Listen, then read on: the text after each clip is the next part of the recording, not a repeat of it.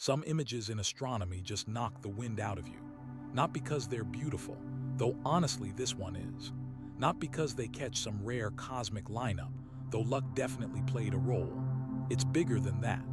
Sometimes, an image shows you something that flat out shouldn't exist, not if all the stuff we think we know about the universe is actually true. Paul Craigs took his little backyard telescope out on a clear night in late November 2025.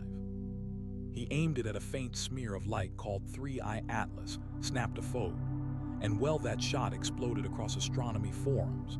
Scientists started arguing, people got obsessed, and suddenly everyone had to sit with a question that feels kind of unsettling. What if we've been completely wrong about what we're seeing? See, what Craigs captured isn't some fuzzy, dusty comet. Forget those blurry images billion-dollar telescopes have been beaming down for months. This thing is sharp. It's got structure.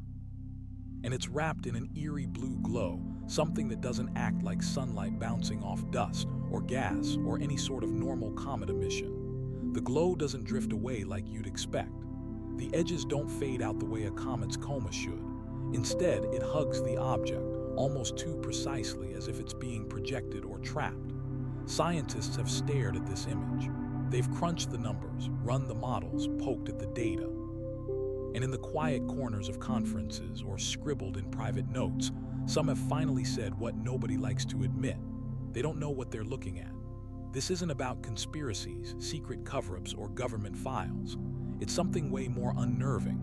All those models about how comets work, built on decades of watching and testing, they might just fall apart when it comes to visitors from other solar systems. Because 3IATLAS isn't local. It was born somewhere else, around a sun we'll never see, in conditions nobody here can even describe. Now, as it blows through our solar system on a one-way trip back into deep space, it's putting on a show we've never seen before. That blue glow shouldn't be there. The color is all wrong. Ask any professional astronomer to explain it on the record and they'll go quiet. So, here's what we're going to do.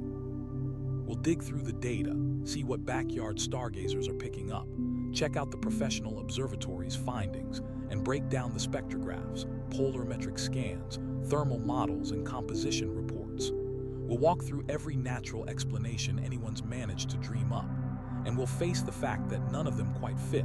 Not all the way. Not yet. Sometimes, the universe just hands you a weird, blue-glowing photo from billions of miles away and dares you to make sense of it. Here's the weird thing about light. Everyone thinks it's basic, like it just happens. But light carries stories.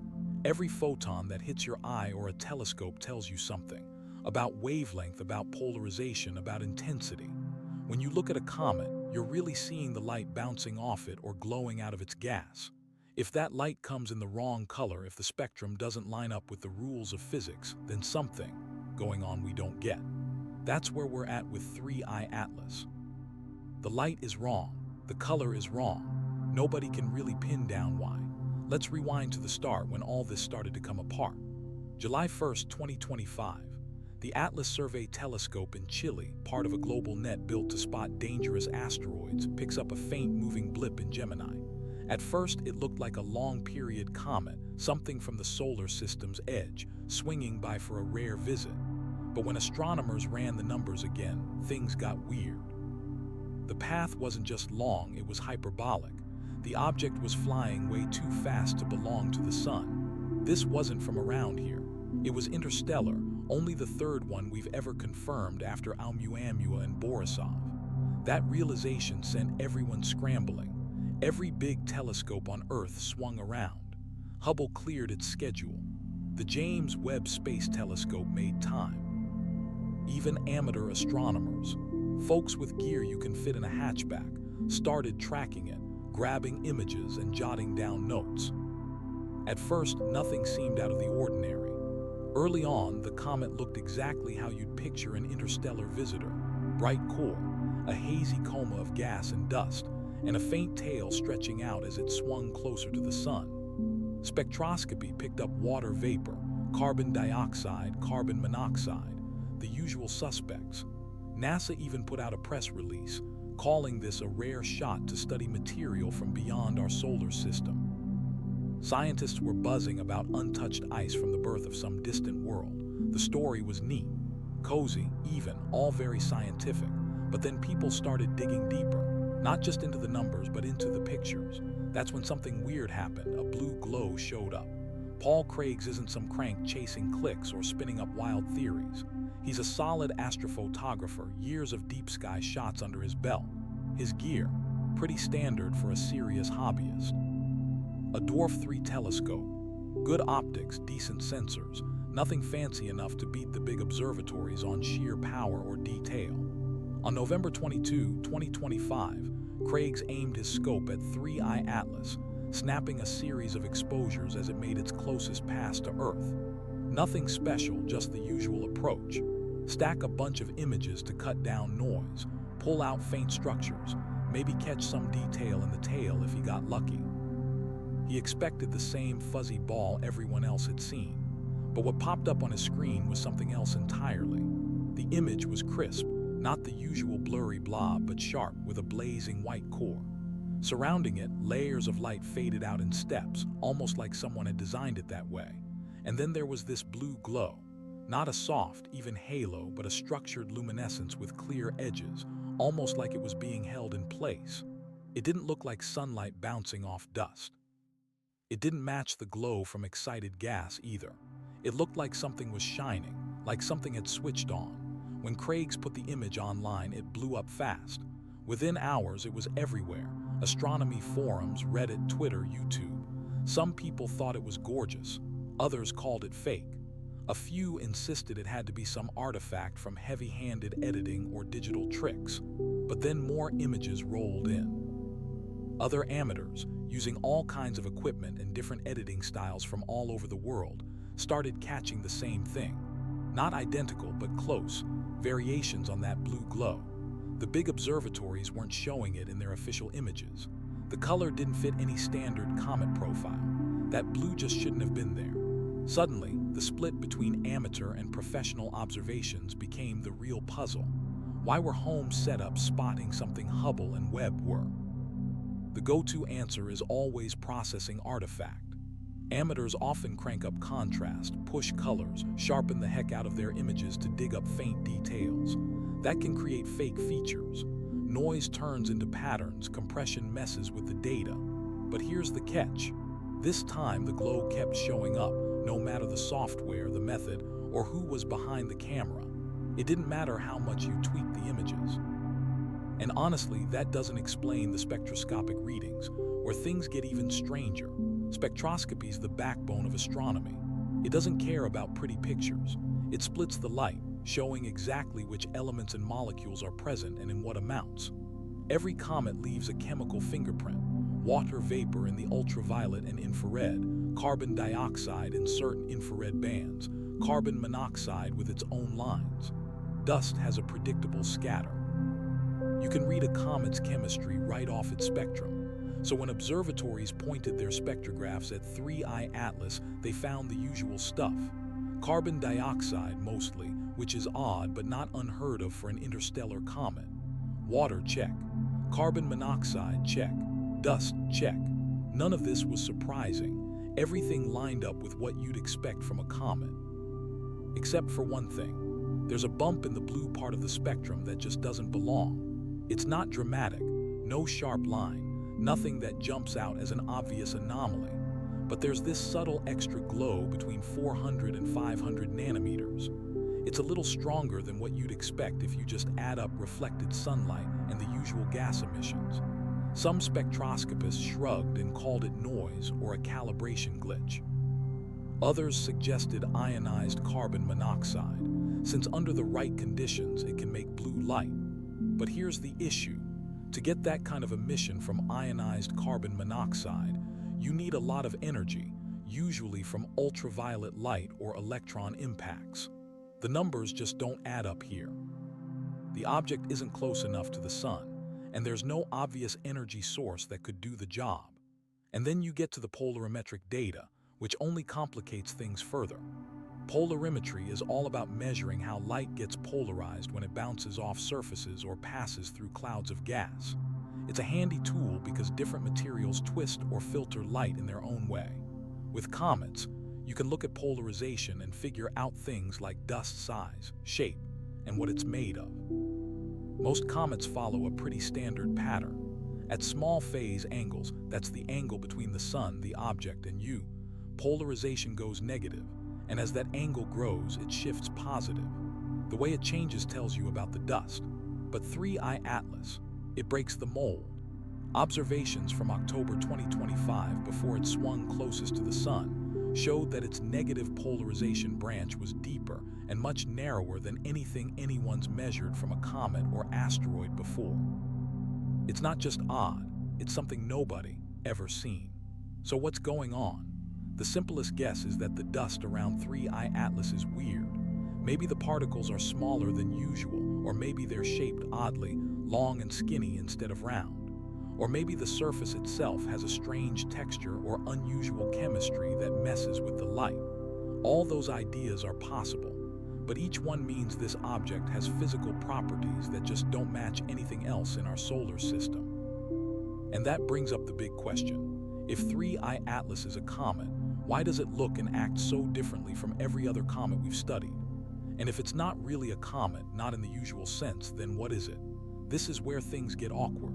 Because the next logical step, the one scientists are supposed to take, is to ask if there's a non-natural explanation. Not aliens, not right away, but something technological, something artificial. Even hinting at that opens a can of worms. Scientists have seen their careers take a hit for talking too openly about ideas like extraterrestrial technology. There's a real stigma. So when astronomers run into data that doesn't fit, they tiptoe. They look for natural explanations again and again, until every last one is ruled out. Only then, if nothing else works, do they even whisper about the unconventional. And that's exactly what's been happening with 3IATLAS. The community keeps trying to fit the data into some natural box. Sometimes it works, sometimes it doesn't. The third idea is Rayleigh scattering. Basically, the same thing that makes our sky blue. Tiny dust grains or even just gas molecules scatter blue light more than red. So if 3IATLAS has a thick cloud of fine particles or a dense gas envelope, you'd expect a blue tint. The problem? The glow is way brighter in amateur photos than it should be. To get that much blue from Rayleigh scattering, you'd need a coma far denser than what the professional measurements show. Sure, there's a lot of gas and dust, but not enough to explain this blue glow just with scattering. Next up, ionization and plasma emission. If some of the coma's gas is ionized, maybe solar UV radiation or the solar wind hit it, you can get blue light from plasma. Ionized carbon monoxide and nitrogen both do this. The catch is, you need a lot of energy to keep the plasma glowing, and 3IATLAS is pretty far from the sun right now. The solar UV is pretty weak out there. For plasma emission to really light things up, you'd need an unusually high ionization rate or some mystery energy source. No one's seen evidence of either. Now here, where things get a little wild. The fifth theory, cosmic ray processing. 3IATLAS spent millions, maybe billions, of years drifting through interstellar space, getting hammered by cosmic rays.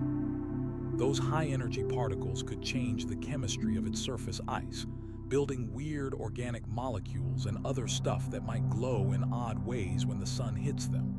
Some models predict that radiation-processed ice gives off emissions that look nothing like what we see in regular comets. People are still studying this, but honestly, we just don't have enough data to know what kind of spectrum to expect. It's possible, but at this point, it's kind of a catch-all. You can make almost anything fit if you tweak the model enough. And then there's the last explanation, the one nobody really wants to say out loud, but everyone thinks about. What if the blue glow isn't just reflected sunlight or sublimating ice? What if it's active? What if something on 3IATLAS is making light all on its own, in a way that has nothing to do with the usual comet stuff? Not saying it's true, just putting the question out there. If that's happening, the glow should act a certain way. It would hold steady over time, not flicker like outgassing does. It would show a specific direction, not just shine evenly in all directions. The spectrum would be weird, something we don't see from natural sources. And here's the weird part. Some of these things actually show up in the observations. Amateur astronomers keep saying the blue glow is rock steady. It doesn't pulse or flicker. It doesn't change as the object rotates. At least it doesn't look that way. That's odd because solar heating should make the brightness wobble as the nucleus spins. Outgassing should come and go, but this blue glow just sits there. And if you look at some of the sharper amateur images, the glow isn't perfectly round. There are shapes, layers, gradients like it has structure, not just a random puff of gas. Plus, the extra blue in the spectrum keeps showing up in different observations, which makes it hard to write off as a fluke or noise. Let's clear something up right away. This doesn't mean 3IATLAS is a spacecraft, and it definitely doesn't mean aliens are dropping by. All it means is we're looking at something we don't fully get yet, and that's exactly the kind of mystery science should chase. No stigma, no brushing it off as impossible. Progress in science comes from facing things we can't explain, not from waving them away. Right now, the blue glow around 3IATLAS has everyone stumped. Every natural explanation on the table has holes, none fatal but enough gaps or mismatches that nothing fits the picture perfectly. So now what? What do you do when the universe hands you something that just doesn't fit in your usual boxes? You go after more data. You make better observations. You set up studies aimed at testing the best ideas. That's exactly what's going on, even if you haven't heard much about it. Professional astronomers have zeroed in on 3IATLAS, not because they're chasing aliens, but because it's just plain weird, and weird is where the best discoveries hide. They're running spectroscopic campaigns for sharper data on that blue glow. They're planning polarimetric studies to see if the strange light scattering sticks around as the thing drifts away from the sun. Imaging teams are tracking the shape of the glow to see if it changes. But there's a catch. 3IATLAS is heading out. Every day it gets a bit dimmer, a little harder to see. By early 2026, only the biggest telescopes might be able to pick it up, the window's shutting fast. If we don't get answers before it fades, that's it, no second chances. This isn't like some planet or asteroid that swings by again next year. This is a one-shot deal. Whatever data we collect now is all we'll ever have. That urgency is lighting a fire under everyone, but it's also a problem. Science moves slow. Peer review drags on. Double-checking results takes even longer. And time, right now, is the one thing we're running out of. There's another big piece that's easy to overlook. Amateur astronomers are playing a whole new role these days. Not long ago, backyard stargazing was just that, a hobby. But things have changed. Modern amateur gear is incredible.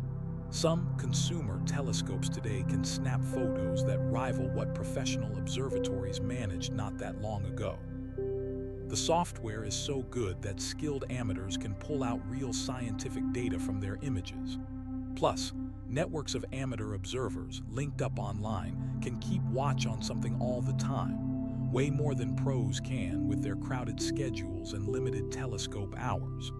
Take Paul Krug's image of 3IATLAS. It's a perfect example. He spotted details the pros hadn't focused on, not because he had fancier hardware, but because he came at it with fresh eyes, not boxed in by old expectations. He pushed the data hard in processing, sure, but he brought out structure that led to real scientific questions. And he didn't keep it to himself. By sharing everything, other amateurs could check and build on his work, putting together a dataset that actually complements, and sometimes even challenges, the professional one. This is how things work now.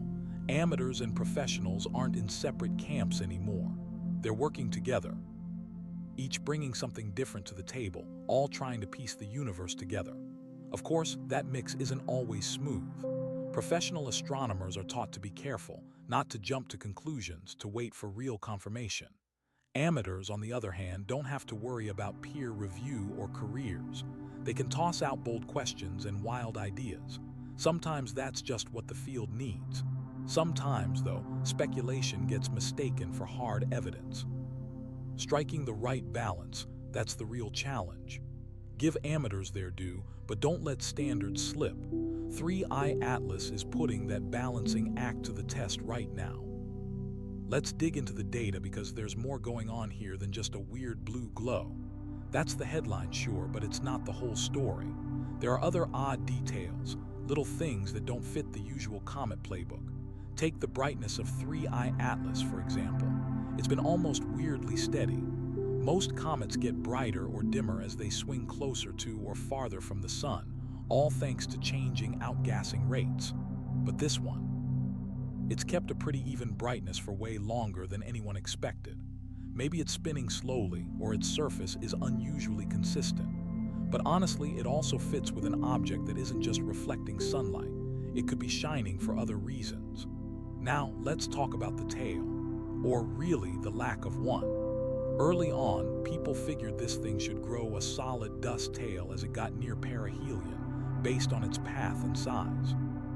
But the actual tail is faint and kind of wispy, nothing like what was predicted. Some astronomers think this means it's just not kicking out much dust, maybe because there's more ice than usual, or the dust-to-gas ratio is off. Or maybe the glow itself comes from something other than what normally makes a comet's tail. If the blue light's coming from emission instead of scattered sunlight, you wouldn't expect a classic tail anyway. There are also some odd reports from amateur astronomers, nothing confirmed yet, about the coma looking lopsided or maybe stretched in one direction. If that's real, it matters. It would mean the light isn't coming evenly from all sides, but instead has some kind of direction to it. That's tough to explain with the usual random jets of gas and dust we see in comets. But you know, amateur gear can only do so much, so we'll have to wait for better data before making any big claims. On the blue glow itself, at least 2 observatories have measured a small but real excess in the blue part of the spectrum. It's a weak signal, just a few percent above what you'd expect, so digging into the details is tricky. You need lots of observation time, and that's always in short supply. Some astronomers think the extra blue could be from diatomic carbon, which can glow in that part of the spectrum. That's rare in comets, but not unheard of. Diatomic carbon forms when solar radiation or collisions break apart carbon-based molecules, and if this thing has a lot of carbon, maybe because it came from outside the solar system, you'd expect to see more of it. It's something you can actually test. The catch is, the emission lines from diatomic carbon don't perfectly line up with what's been seen. They're close, but not quite right. So maybe it's not that, or maybe there's something else mixed in. There's also a wilder idea floating around: Cherenkov radiation. That's the blue glow you see in nuclear reactor pools, caused when charged particles move through something like water or ice faster than light can travel in that medium. For 3IATLAS, the idea is that cosmic rays or solar wind protons might be zipping through the comet's ice and making it glow. It's possible in theory, but you'd need the ice to be really clear and the particle flux to be way higher than anyone expects. Realistically, the glow from Cherenkov radiation should be way too faint to see. Unless, of course, something is boosting those particles in a big way. And at that point, you start to wonder if we're talking about something natural at all. Let me stop for a second and talk straight, because we all know what's lurking in the background here. Anytime you mention weird data, light that doesn't fit the models, objects acting in ways that don't add up, the alien idea pops up. Not because scientists love tossing it around, but because people are obsessed with it. And let's be honest, brushing it off without actually looking at the evidence is just bad science. So let's take it seriously for a minute. If 3IATLAS isn't just a regular space rock, what would tell us that? What would a probe or alien spacecraft actually look like, and how would we tell it apart from a comet? First, the most obvious clue would be a signal, radio, optical, anything that looks like communication or telemetry. The SETI Institute and a bunch of other groups have been listening to 3IATLAS since the start. So far, nothing. No confirmed signals. That doesn't completely shut the door. An alien probe could easily just keep quiet, but it does mean we don't have the simplest kind of evidence. Next, you'd look for weird acceleration. Maybe it moves in a way you can't pin on gravity or gas jets. Some folks have claimed to spot that, but the data's all over the place. The supposed deviations are tiny, and honestly, they could just be from outgassing. So no smoking gun either way. Then there's the material itself. If you pointed a spectroscope at it and found metals or chemicals that don't show up in nature, or energy readings that make no sense for a comet, that would be a big deal. But nothing like that has turned up. The data's a bit odd, sure, but you can still explain it with natural chemistry.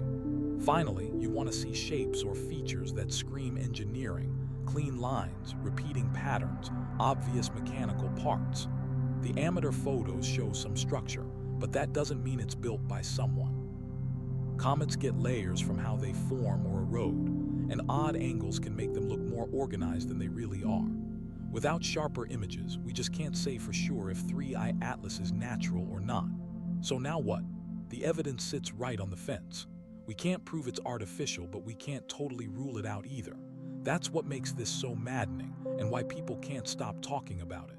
Science loves experiments, clear answers, knocking down ideas one by one. But when an object zips through the solar system once and never comes back, you get what you get. One shot, one set of data. You do your best and live with the uncertainty. And that's uncomfortable because it leaves the door open for speculation, for arguments that just won't die. It actually reminds me a lot of Oumuamua, the first interstellar visitor we spotted back in 2017. That one was just weird, long, spinning, shiny, with a bizarre non-gravitational push.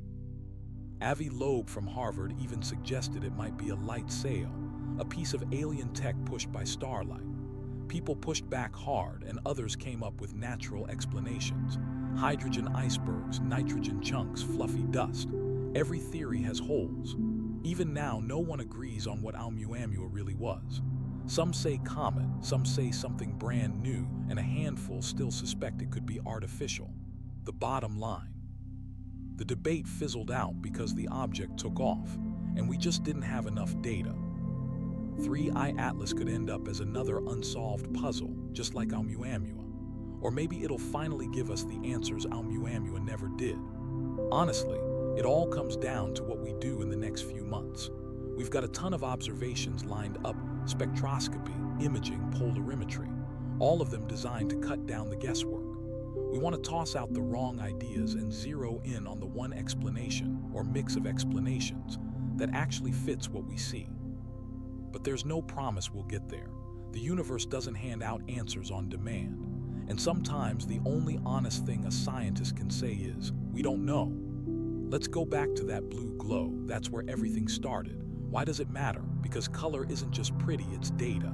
Every color, every wavelength tells you something about what's going on. Red means low energy. Blue, that's high energy stuff. So if 3IATLAS is glowing blue, something's cranking up the energy in the gas or dust enough to spit out blue photons. And we have to figure out what that something is. The usual suspects: reflected sunlight, molecular fluorescence, Rayleigh scattering, plasma emission, don't line up all that well with what we're seeing. None of them really fit. So what if we're missing the obvious? Maybe there's a natural process we've never seen in a comet before. Interstellar objects are rare. 3IATLAS is only the third one we've ever confirmed, and each one's been its own thing. Oumuamua wasn't like any comet we know. Borisov acted more comet-like, but still had its quirks. Now 3IATLAS brings something new to the table. Maybe interstellar comets are just fundamentally different from the ones orbiting our sun. Maybe all that cosmic ray exposure we talked about does more than just mess with surface chemistry. Maybe it creates totally new materials, the kind that don't exist here because they need millions of years of radiation to form. And those materials, they could have optical properties nobody's ever studied, simply because we've never had a sample. That's a real scientific idea. It explains the weirdness without reaching for aliens or anything outlandish. It just means the universe is a lot more varied than our little solar system lets on. If that's true, 3IATLAS is teaching us something big. We can't assume stuff from other star systems will act like the things we know. Maybe our models, as good as they are for local comets and asteroids, just don't work everywhere. Maybe it's time to rethink what's possible. But even if that idea holds up, it doesn't solve everything about the blue glow. Sure, radiation-processed materials might glow in weird ways, but they still need some energy source to light them up. So we're back to square one. Where's that energy coming from? Is it just the sun? Is something else at play? And why does the light look the way it does? These aren't easy questions. They get right to the core of what 3IATLAS is and how it's reacting to its environment. There's another side to all this that people don't talk about much, the human side. Our response to mystery, to not knowing. When we look at something like 3IATLAS, we bring our own baggage, our hopes, our fears, our need for meaning. Some folks want it to be something extraordinary, maybe proof we're not alone. Others hope it's just a regular comet, nothing to see here. Scientists aren't immune to this. For all their training, they're still people. They have hunches about what's likely, what's possible. And those hunches shape how they see the data. The real risk here is that we end up missing something big just because it doesn't match what we expect. Or just as easily, we see patterns that aren't really there because we're convinced they must be. That's why solid methods matter so much. That's why we have peer review, why replication is such a big deal, why independent checks are the gold standard. And honestly, that's also why observations from amateurs watching 3IATLAS are so valuable, even if they're not perfect. These folks aren't stuck in the same routines as the pros. They come at things from different angles and sometimes spot what everyone else misses. As we get to the end of this observing window, and as 3IATLAS drifts away, we're left with more questions than answers. Nobody can explain the blue glow. The weird spectroscopic signals are still a mystery. The polarimetric results don't make sense. And yes, the chance, however slim, that this thing is natural is still out there. Not as an answer, just as a question we haven't crossed off the list. That's an uncomfortable place to be. We want closure, but this is the truth, and science is supposed to be honest, even when it's messy. The next few months are going to be crucial. Any observation, any spectrum, any single image might crack the mystery open, or maybe not. The universe doesn't owe us answers on our timeline. But here's one thing we do know. 3IATLAS has already changed how we look at interstellar visitors. It's reminded us the galaxy is wilder than we thought, that objects from other stars can throw us real curveballs, and that our models, no matter how good, don't cover everything. Maybe that's the real lesson here. Not that we've found something alien, but that we've run into the edge of what we understand. And past that edge, there's a whole lot we still don't know.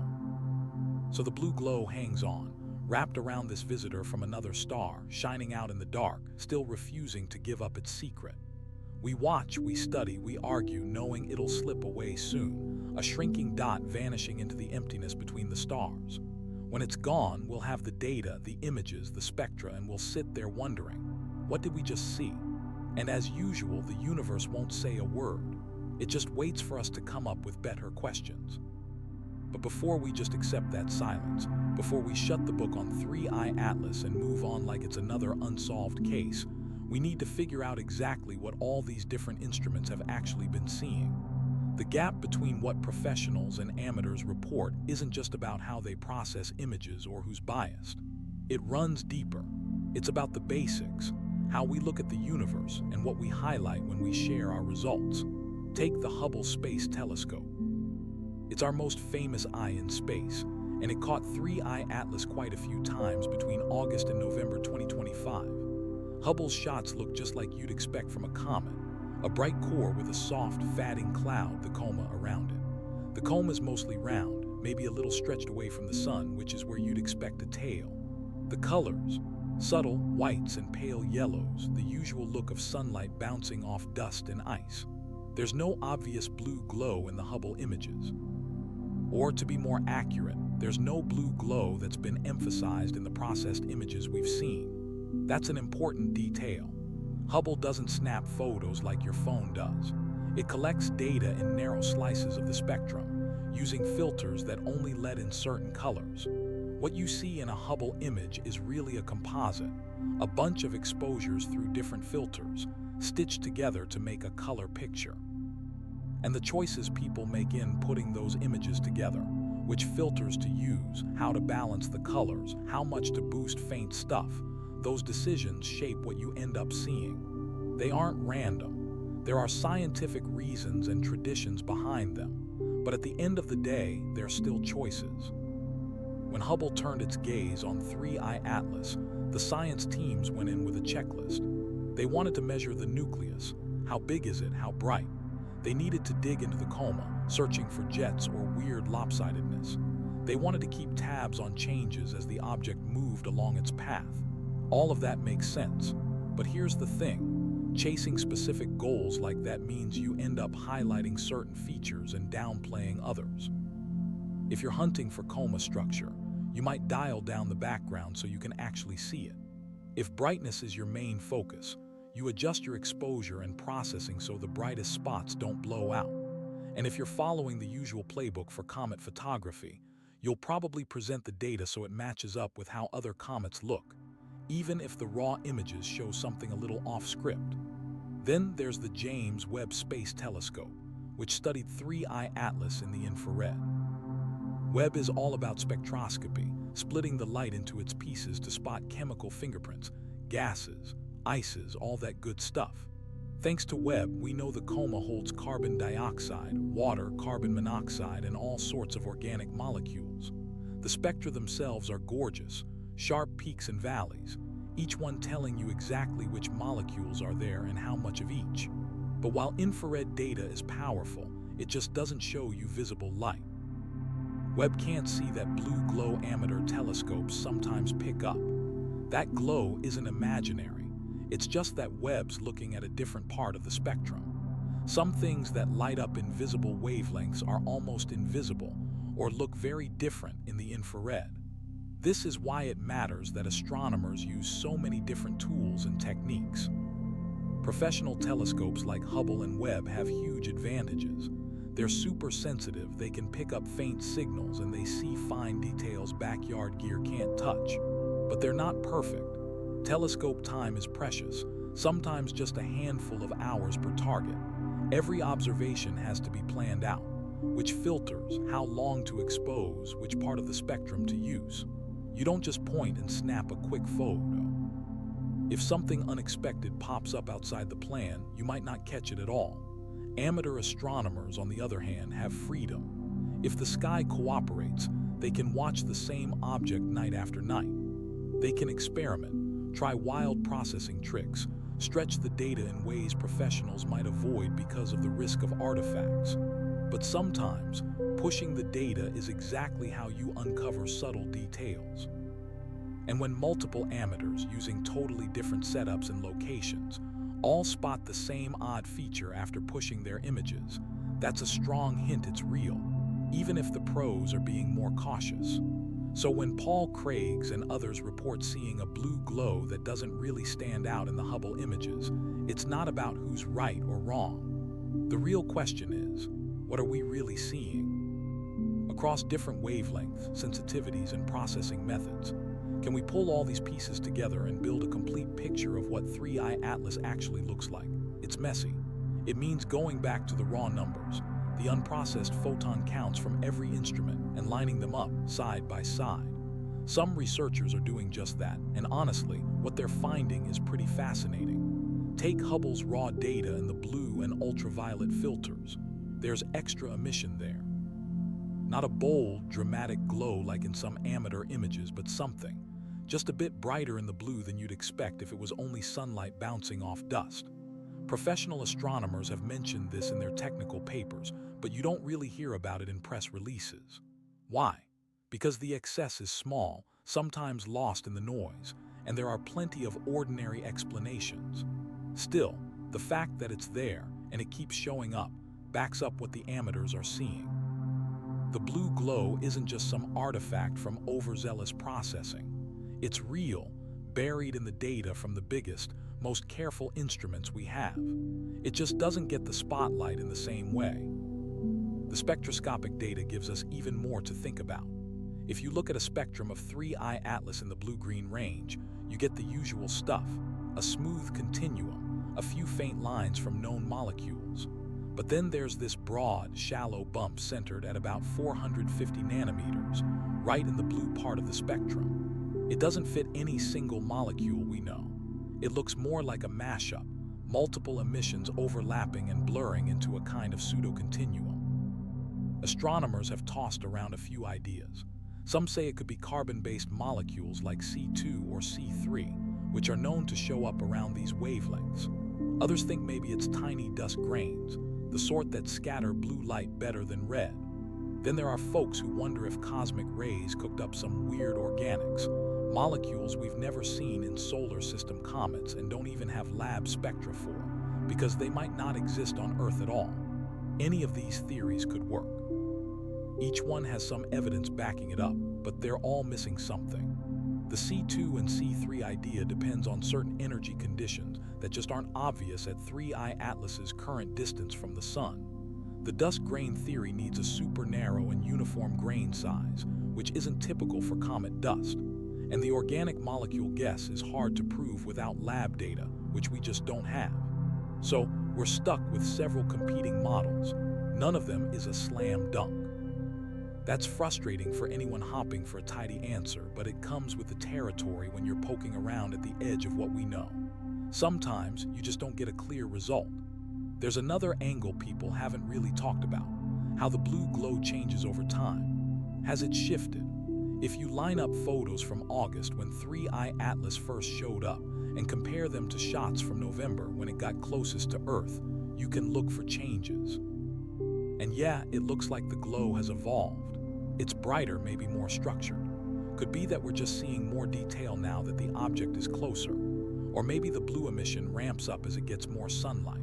Or maybe there's something else going on entirely. Some folks have even spotted what look like layers, concentric shells of blue at different intensities. If those are real, that's a big deal. It would mean the emission doesn't just come from one big uniform cloud, but from separate zones. Nature can do this. Think shells of gas moving at different speeds, or patches where different molecules take over.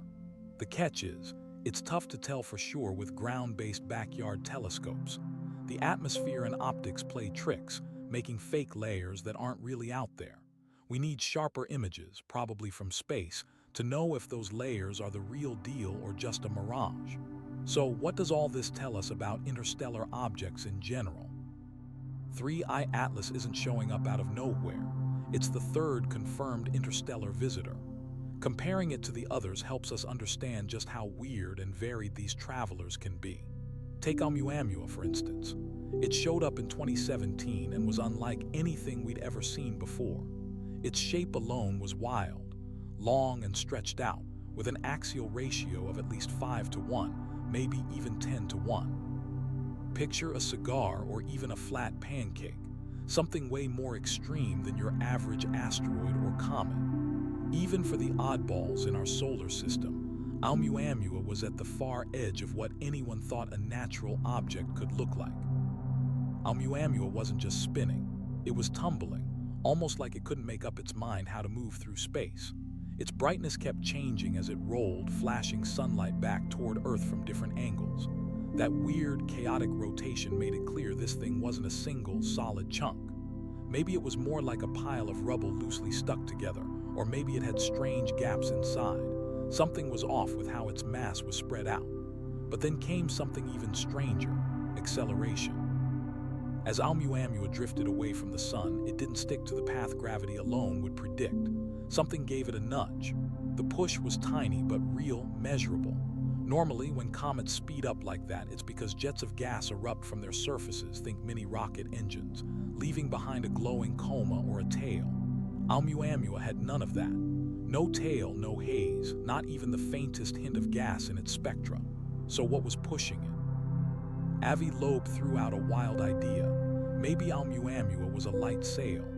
Imagine a wafer-thin, wide sheet, just a few millimeters thick but stretching tens or even hundreds of meters across.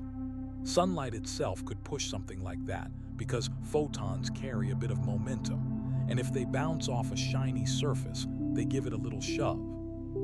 Loeb pointed out this isn't just science fiction.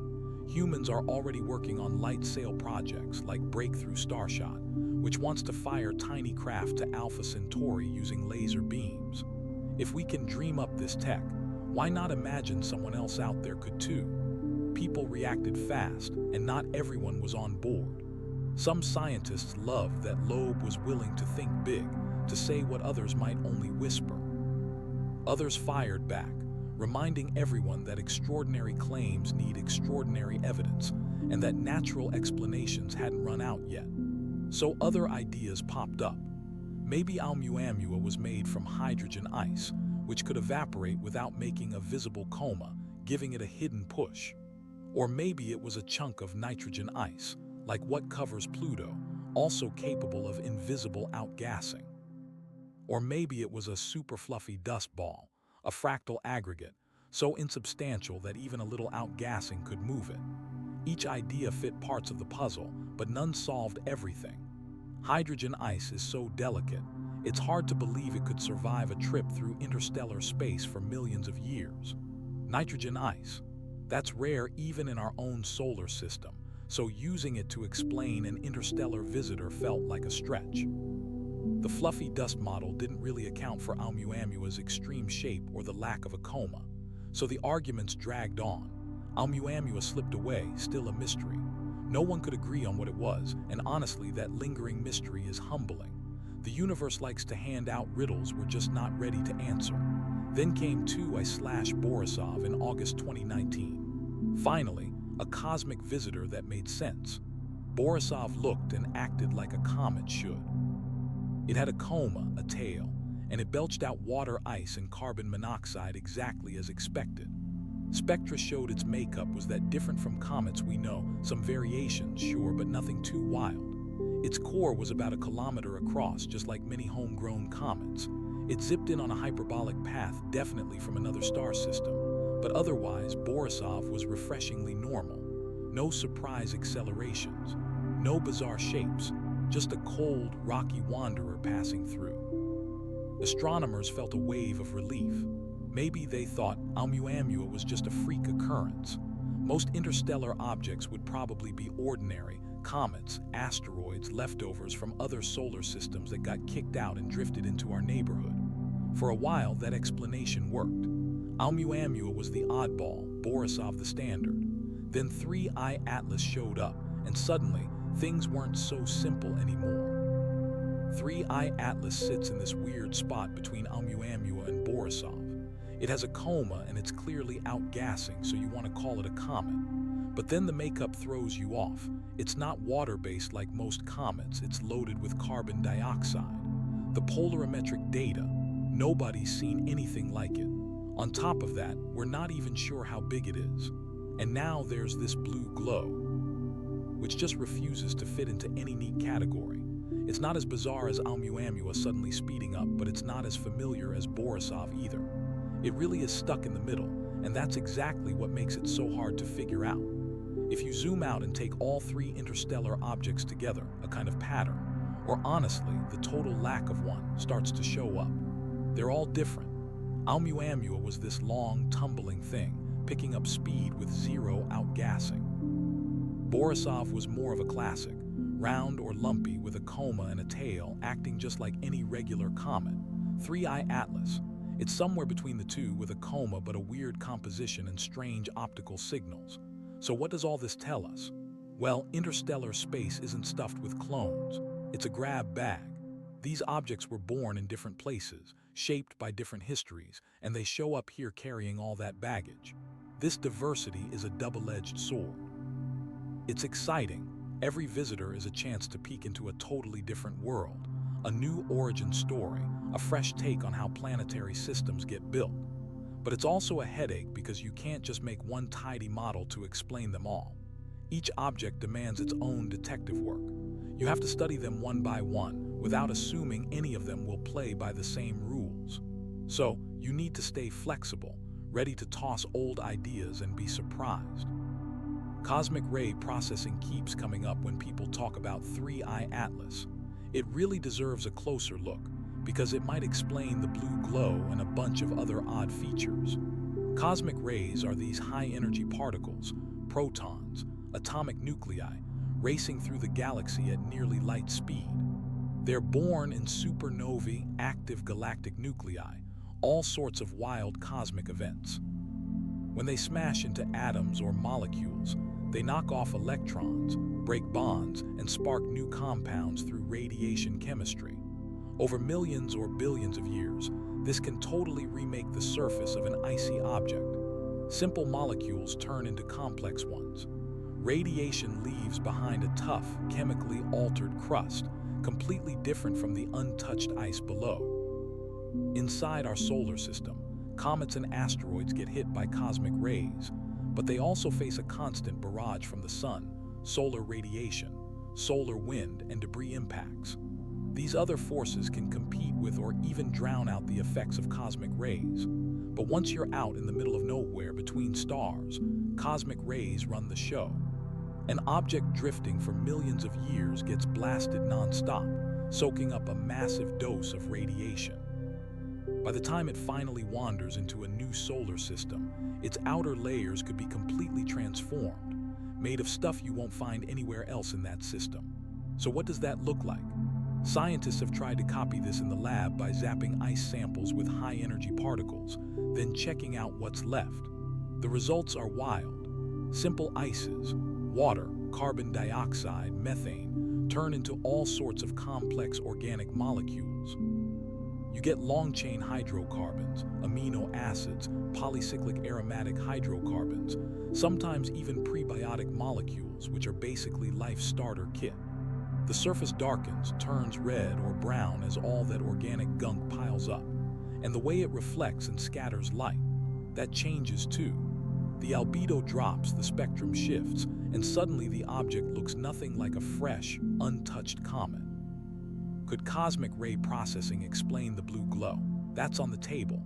If the crust has organic molecules that light up blue under sunlight, absorbing ultraviolet and re-emitting it at longer wavelengths, you get a blue glow you don't see in comets from our solar system.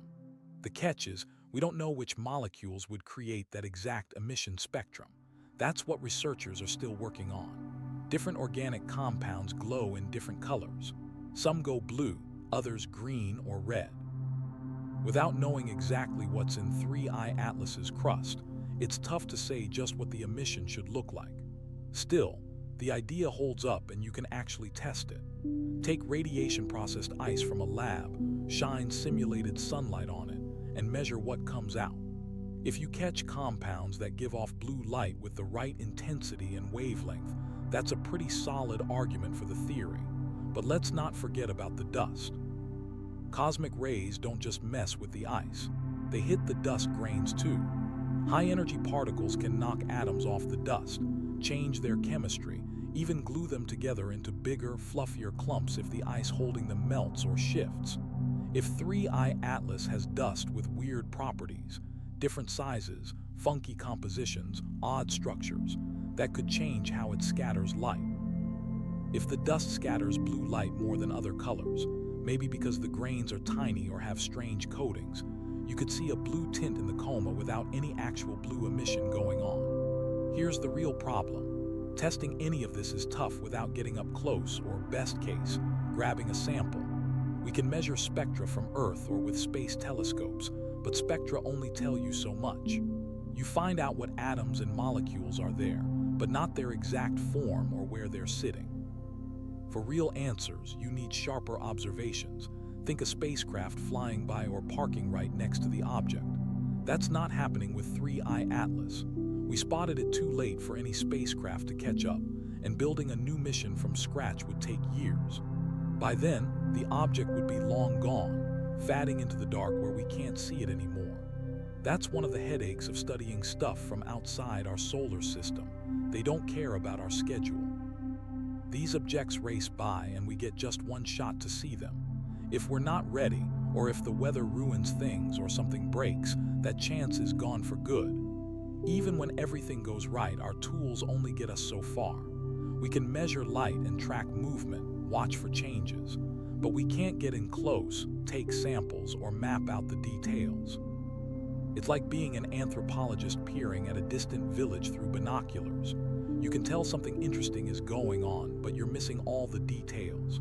So what do we do next time? Because there will be a next time. As our tech gets better with more sensitive survey telescopes, we'll spot more of these interstellar wanderers. Some estimates say there are thousands out there, slipping through the inner solar system right now, too faint or too fast for us to notice, at least until now. That's about to change. The Vera C. Rubin Observatory in Chile is almost ready. It'll scan the whole sky every few nights, building a massive dataset and catching anything that moves, asteroids, comets, and hopefully a lot more interstellar visitors. We're getting closer to being ready when the next one comes around. When the next interstellar object turns up, we want to hit the ground running. That means being ready to pivot fast, lining up telescopes, gathering people, grabbing every tool we have. We need spectrographs that cover everything from ultraviolet to infrared, and plans for spacecraft that can launch at a moment's notice if something truly wild shows up. Some agencies and private teams are on it already. ESA has looked at ways to send out a probe within weeks if we spot something interesting from another star. NASA's kicked around similar ideas, but honestly, money and politics always get in the way.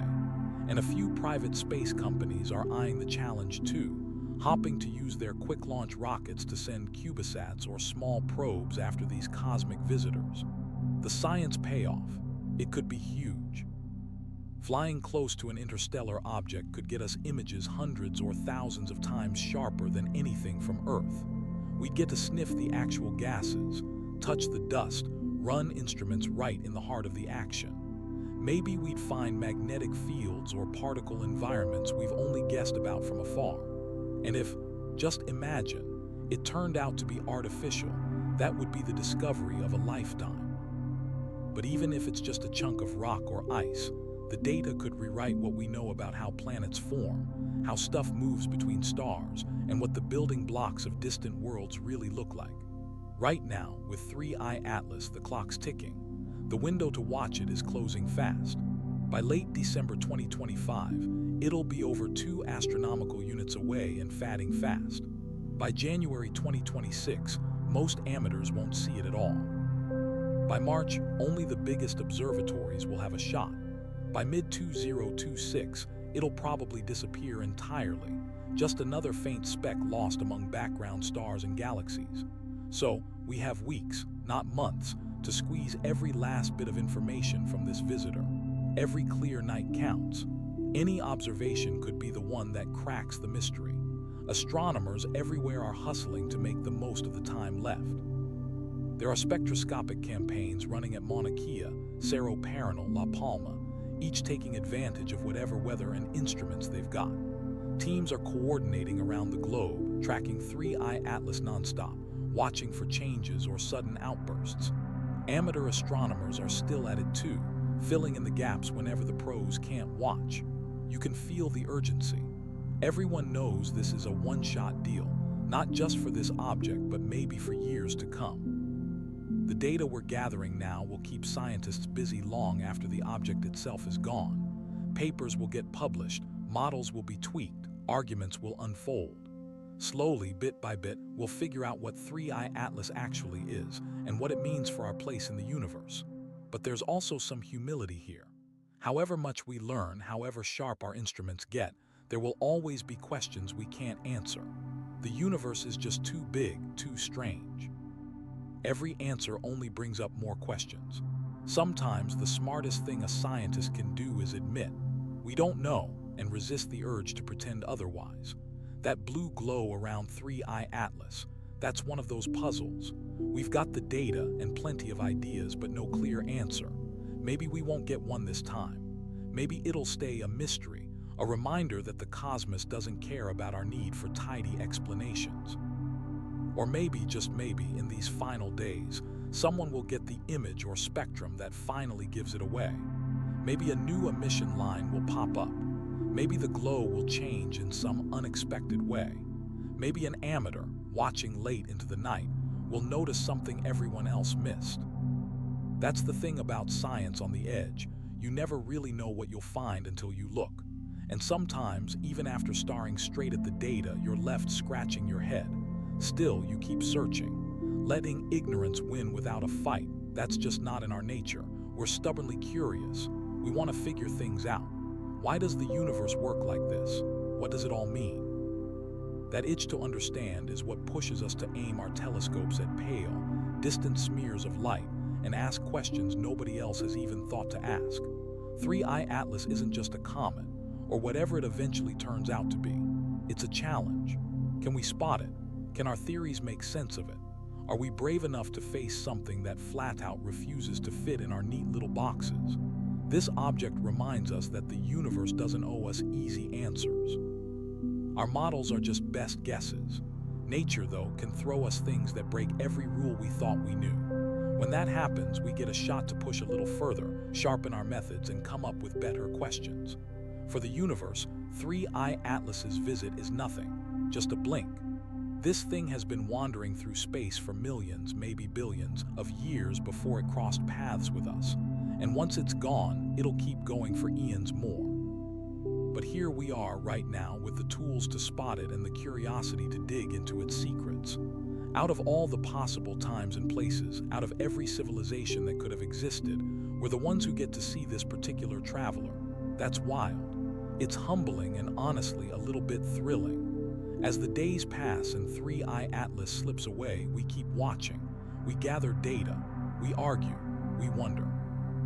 And when it finally fades beyond our reach, when the last photon trickles in and the object disappears into the dark, we'll turn to the next puzzle, because more are always coming. The galaxy is packed with drifters, wanderers, visitors from far-off systems, and we'll be here, ready to greet them, study them, and hopefully learn something new, even if we don't always get what they're telling us. That blue glow, it'll stick around in our images, our archives, our papers, and debates. It'll weave itself into the story of this object and this fleeting encounter between us and something unimaginably old. Maybe, years from now, someone will pull up that data, armed with new tools and fresh ideas, and spot what we missed. Maybe they'll crack the mystery, or maybe they'll find an even stranger one hiding underneath. Science doesn't march in a straight line. It spirals, it doubles back, it gets stuck and then lurches forward. You follow the clues, test your ideas, admit when you're wrong, and keep moving. Curiosity keeps us going. Wonder keeps us up at night, thinking about what's out there, something glowing blue in the darkness, daring us to make sense of it. And then there's the question that keeps astronomers awake. What if we're missing the point? What if calling 3IATLAS a comet is the problem? What if we need to imagine something entirely new, categories we've never even thought of because we've never seen them before? Astronomers have run into this before. Galileo saw moons circling Jupiter and upended everything we thought we knew about the solar system. When pulsars showed up, their signals were so regular, some people half-joked they were messages from aliens, before realizing they were spinning neutron stars. Quasars were so bright and so far away that we had to invent new physics, supermassive black holes and all that, just to explain them. The universe has a way of forcing us to throw out the old rulebook and start again. Maybe 3IATLAS is one of those moments that changes how we think. The blue glow, the weird polarization, the strange mix of stuff it's made of, all of it feels like a nudge to admit our comet categories are just too simple. Maybe interstellar objects come in varieties we haven't even imagined yet.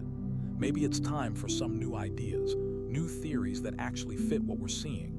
So what would these new frameworks even look like? One idea, we start taking hybrids seriously.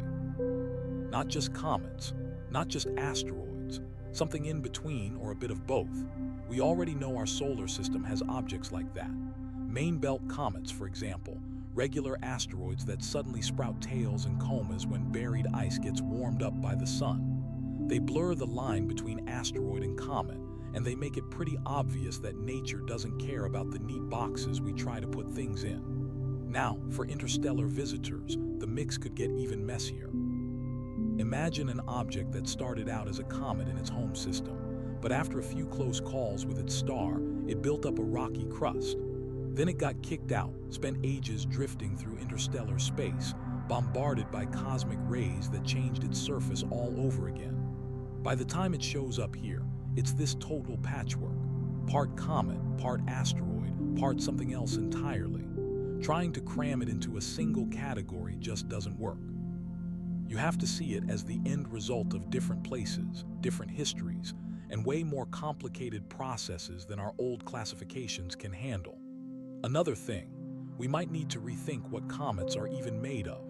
Most of the time, we're thinking water ice, with some carbon dioxide, carbon monoxide, and methane thrown in. But who says every comet in the universe follows that recipe? There might be places out there where nitrogen ice rules, or ammonia, or even stranger stuff like sulfur dioxide or hydrogen sulfide. Those ices would act nothing like the ones we're used to. They'd glow differently, break apart at other temperatures, throw off our expectations completely. If 3IATLAS came from a system with weird chemistry, that could explain why it refuses to fit our models. And then there's contamination. Not pollution exactly, but just the fact that interstellar space isn't empty. There's always a bit of gas, a sprinkle of dust. Over millions of years, an object drifting through picks up a thin coat of this stuff. Tiny dust grains, random gas molecules, maybe even bigger particles. All of it sticks to the surface or gets mixed in just beneath. That new coating can change how the object looks, how it shines, how it scatters light. We see the same thing with spacecraft. Satellites in Earth orbit get covered in junk from the upper atmosphere and micrometeoroids. After years out there, they hardly look like they did at launch. So for something wandering the galaxy for eons, that slow buildup could really matter. And there's another wrinkle. What happens when an interstellar object finally drops into a new star system? We usually picture comets as just reacting to sunlight in predictable ways, but maybe things get weirder than that. The jump from cold, empty space to the warmth and radiation of a star could set off changes we haven't even thought about. The sudden heat, the solar wind, the new environment might wake up chemical reactions that never happened before. Ice that was stable for ages could suddenly become unstable. The whole thing could crack or vent as it heats up. The 3IATLAS we see now might not even look like the one that entered our solar system a few months back, if we treat it as if nothing's changed. If we ignore all the ways it's evolving, we're probably missing the most important parts of its story. Picture this: 3IATLAS forms in a solar system nothing like ours. Maybe the star burns hotter, maybe it's dimmer or loaded with metals we don't see here. The planets, they could be giants huddled close to the star or drifting far out, reshaping where ices can freeze. Our object starts out as a comet, but it's got its own local flavor. Heavy on carbon dioxide, not so much water. Maybe it's even packed with weird ices we've never seen before. Something happens. Maybe it brushes past a planet, or a star swings by, or gravity from a distant cloud nudges it just right. Either way, it gets the boot, flung out of its home system and left to wander the emptiness between the stars. Now, for millions of years, it drifts. Out there, cosmic rays slam into the surface, breaking chemical bonds and piecing together new molecules. Tiny grains of interstellar dust hit it at crazy speeds, gouging the surface and leaving behind traces of faraway places. The temperature, just a hair above absolute zero, so cold that even the most fragile ices won't budge. It just sits there, frozen, silent, invisible. Then one day it drifts into our solar system. As it gets closer to the sun, the outside finally begins to thaw. Those strange ices, the ones that vaporize at ridiculously low temperatures, start to outgas. The comet forms a faint shroud, a coma, way before any water ice even thinks about melting. The surface, blasted for eons by cosmic rays and rich in organic compounds, catches sunlight and starts to glow. Some of those molecules light up blue. So between the oddball ices and the organic fluorescence, you get this blue glow we've spotted. The closer it gets, the more the heat cracks open the crust, exposing fresh ice underneath. The coma's chemistry shifts. Suddenly, jets burst out. The glow ramps up, gets more detailed, more dramatic. Is this just a wild guess? Sure. But honestly, every step lines up with physics we know. Nothing here needs new science or aliens beaming down. All it takes is for us to realize how varied the galaxy is, how messy and complicated things get over millions of years, and how risky it is to draw big conclusions from just our own solar system. If this is right, then 3IATLAS isn't a fluke. It's exactly what we should expect from visitors between the stars. They'll surprise us. They won't fit neatly into our boxes. They'll make us rethink what we know, because the universe is far weirder and grander than what we see from our little backyard.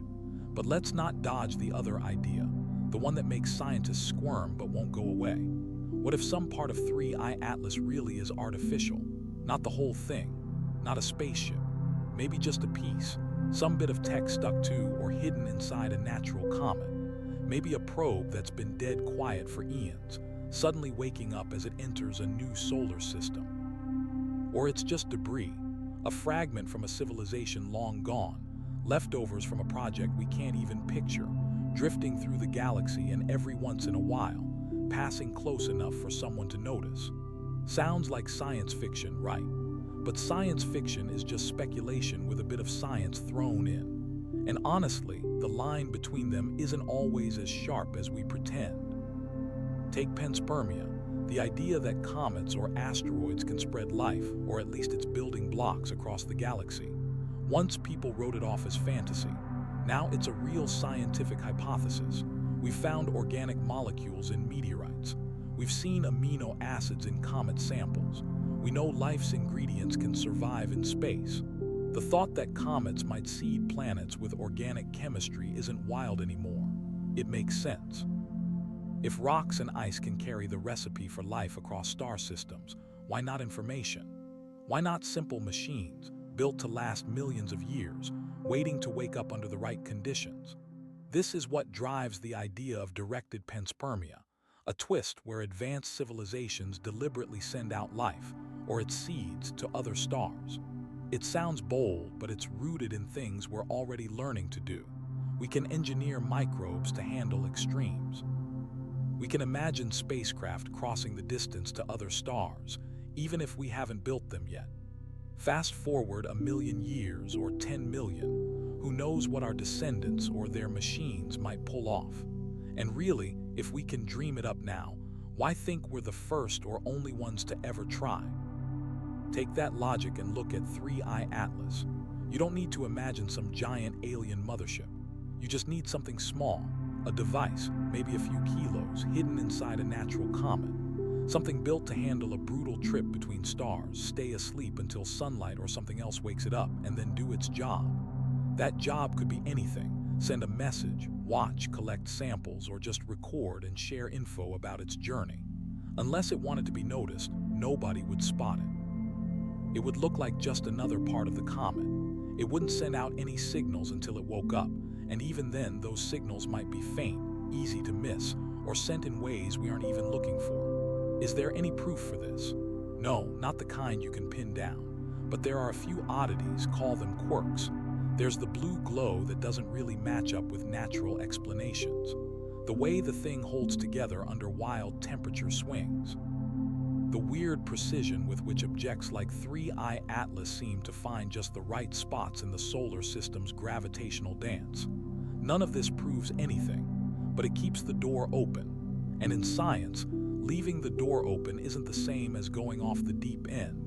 It just means you're being honest about what you know and what you don't. The bigger questions here are kind of staggering. If 3IATLAS is just a weird natural object, if the blue glow and the rest eventually make sense through physics we haven't nailed down yet, then great, the universe just got a little weirder and we learned something new.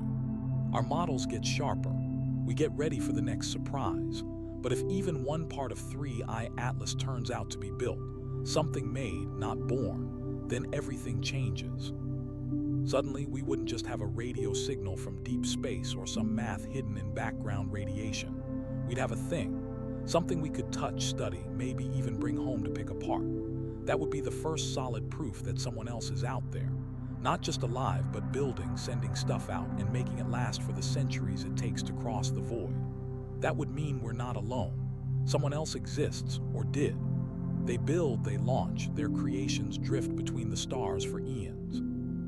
Who knows how many artifacts are floating out there, leftovers from long-dead civilizations, messages in bottles waiting for someone to find them.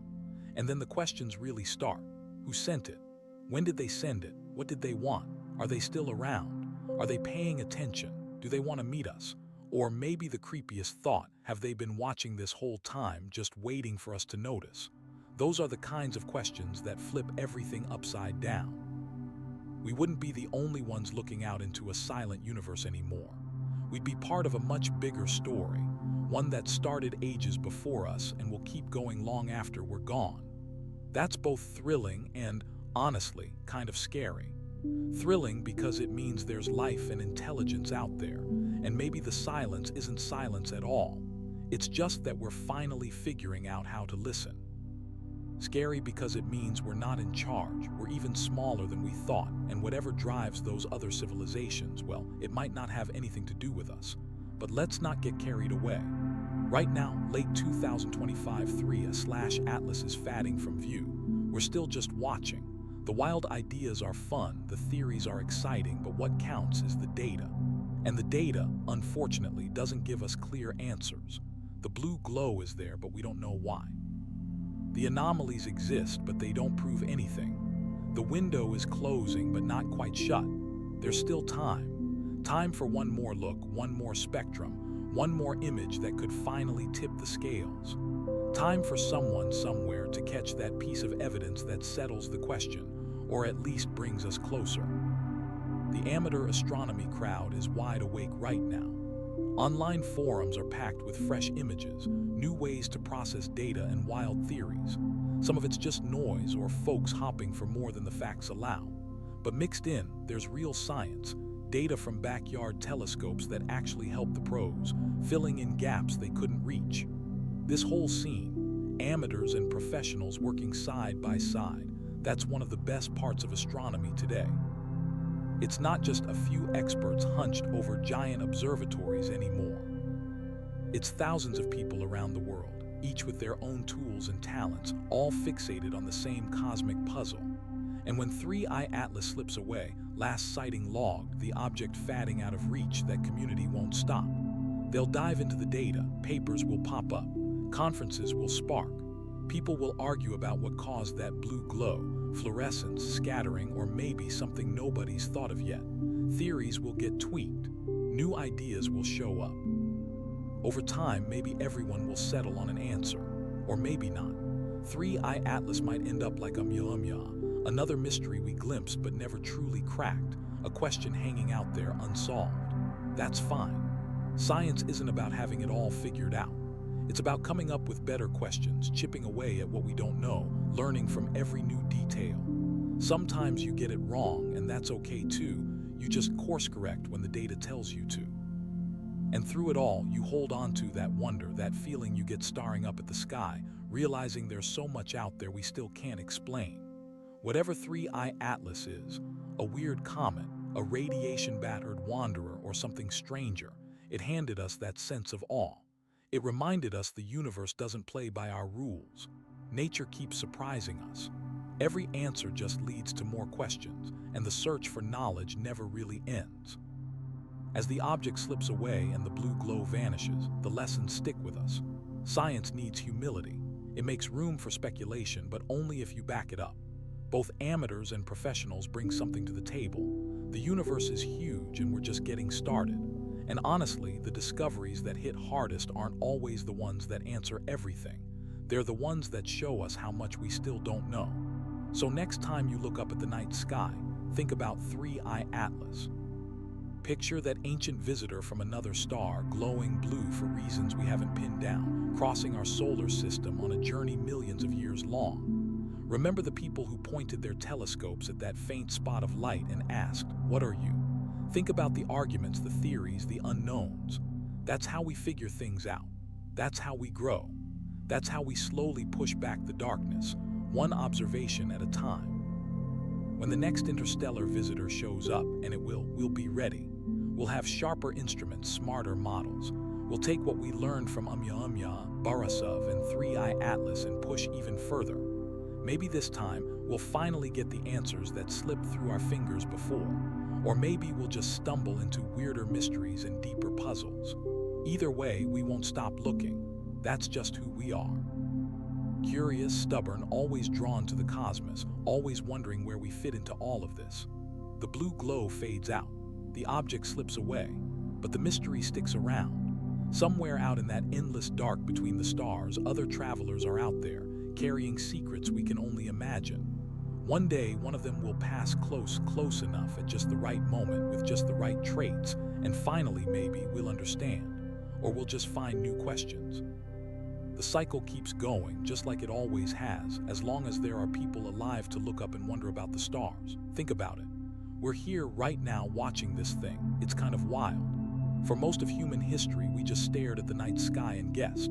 Comets would blaze by and we'd make up stories, omens, messages from the gods, that kind of thing. But we couldn't measure anything. We couldn't break down their chemistry, couldn't trace their paths, couldn't even guess where they came from. The fact that we can now point instruments at faint objects billions of miles away and actually pull out real data, that's brand new, barely a few generations old. And already, we've found things that would have seemed like magic to anyone before us. Now we know comets aren't omens. They're just leftover ice and rock from when planets formed. Some come from our own solar system's backyard, some from stars so far away we can barely imagine them. We can measure what they're made of, track where they go, predict what they'll do. Most of the time anyway. But then something like 3IATLAS shows up and suddenly we're back to square one. The neat categories fall apart, the models stop working, and we see, no matter how much we know, the universe still knows how to catch us off guard. It's humbling. But honestly, it's exciting too. It means there's still so much left to discover, still mysteries waiting, still frontiers left to cross. And here's the thing about frontiers, they never stay put. Answer one question and the line moves. Solve a mystery and you just expose a handful of new ones you never even thought to ask. That's how knowledge works. It keeps pushing out, lighting up more of the darkness, but the darkness itself, it goes on forever. There's always more to find, more things we don't get, more objects that just don't fit the rules. 3IATLAS, with all its weird blue glow and unanswered questions, shows us that. It's pushed our frontier out again. Interstellar objects are wilder and more complicated than we guessed. And now there's a whole new batch of questions to chase, ones that'll keep scientists busy for years. So what do we do with that? How do you face a universe that refuses to hand over easy answers? We could give up, get frustrated by all the unknowns, or we could lean into it. The tough questions are the ones worth asking. The mystery isn't a glitch, it's the point. The universe doesn't owe us simplicity, and the fact that we've figured out as much as we have is honestly kind of amazing. We can look at 3IATLAS and say, we don't know yet, but we're on it. We're out here gathering data, testing ideas, tweaking our models. And one day, maybe not today, maybe not even this year, but one day we'll figure something out, or at least we'll know enough to ask better questions next time. Optimism, real, stubborn faith in the process, is what keeps science alive. It's what drags astronomers out of bed at 2 a.m., glued to their screens, wrestling with spectra and blurry images. It's what pushes backyard stargazers to haul their gear into the cold, just for a shot at catching something new. It's what nudges students toward astrophysics, planetary science, or astrobiology, even when the math hurts. There's just something irresistible about facing the unknown and chipping away at it, observation after observation. Even when answers dodge us or the data makes no sense, the search itself is meaningful. The journey matters. 3IATLAS, whatever it turns out to be, handed us one of those journeys. We've followed it from the first detection, through months of watching and wondering, through wild guesses and heated debates, through amateur eureka moments and professional deep dives. And here we are, still uncertain but wide open to possibility. The story isn't over. Sure, the object's fading, but the data, that sticks around. We've got the images, the spectra, the numbers, all stashed away, waiting for someone with a new idea or a sharper tool to dig through and maybe spot what we missed. Maybe we'll crack the blue glow tomorrow, or in 10 years, or never. But the hunt doesn't stop. That's the point. So as 3IATLAS slips away into the depths of space, let's remember what it gave us. The universe is stranger than we think. Our models help, but they aren't the truth. They're just our best guesses for now. Humility and wonder, those are crucial if you want to learn anything real. Every mystery, solved or not, is a kind of gift. It reminds us that we're living in a universe packed with beauty, complexity, and endless chances to discover something new. It reminds us we're part of a story billions of years old, and it'll keep unfolding long after we're gone. Maybe that's what 3IATLAS really means, not the details about what it's made of, or how it glows blue, but the simple fact that it's out there. that things from other stars wander through our patch of sky, that the galaxy isn't empty. It's full of debris, travelers, leftovers we barely understand. We're not alone. We're tangled up in a vast web of matter and energy stretching across the cosmos. By looking out and puzzling over these oddities, we're part of something ancient. We want to know. We refuse to settle for not knowing if curiosity can push us forward. That's humanity at its best.